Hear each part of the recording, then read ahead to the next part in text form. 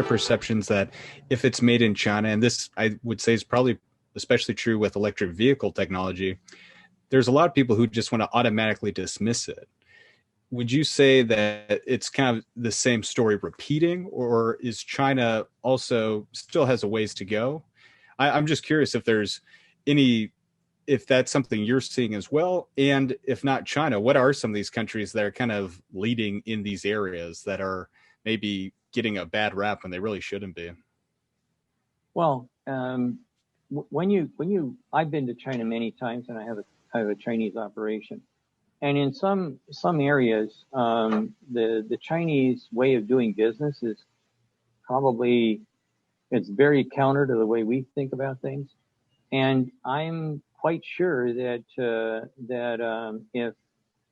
if guys from the factories were allowed to maybe travel to China and have a look at what they do and how they do it, they'd come back and complain bitterly, because the factories that they have in China are spotlessly clean. And granted, when I first went over there a few years ago, the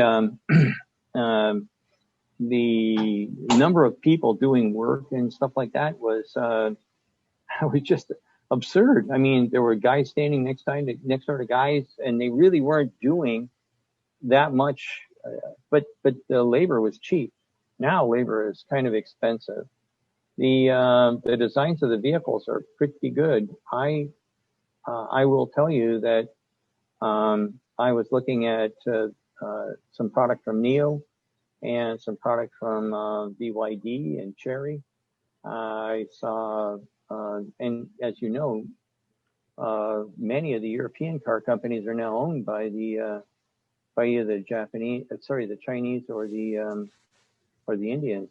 So, I mean, Land Rover, Jaguar Land Rover is owned by Tata, and Volvo is owned by Geely, and right, yeah, Geely owns quite a bit of So they are they're not the Chinese of even 5 years ago. It's a totally different ball game, and quite frankly, most of their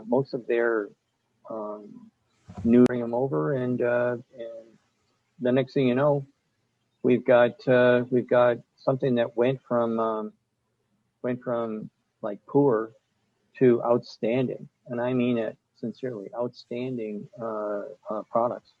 A good example, one of our companies, we do work with lots of different things, and one of our companies is Midia, and they make white goods, like washers and dryers and stoves and things like that.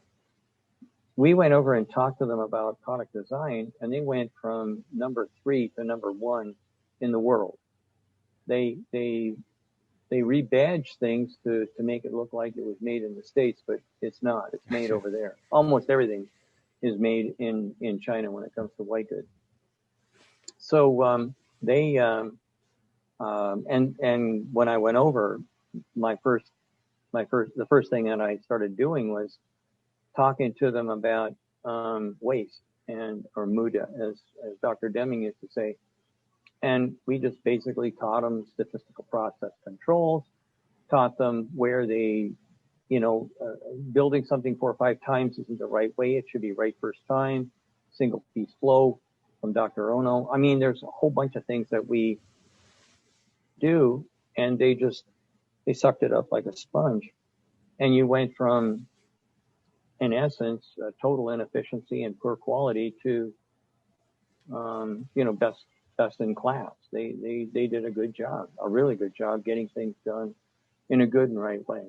So China is not what you'd call, it's not China cheap anymore, that's for sure. And then when it comes to tooling, oh my God, they make some stuff, some plastic injection molded parts that I have no clue how they made them at all. None.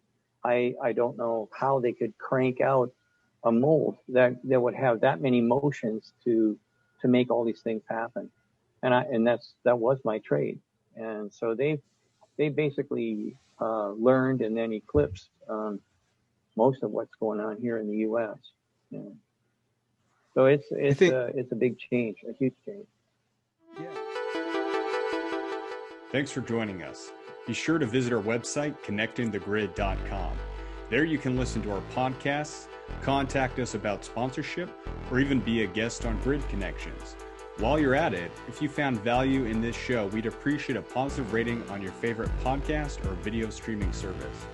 Or if you'd simply tell a friend about this show, that would help us out a lot too. Thank you again, and I look forward to us learning more together soon.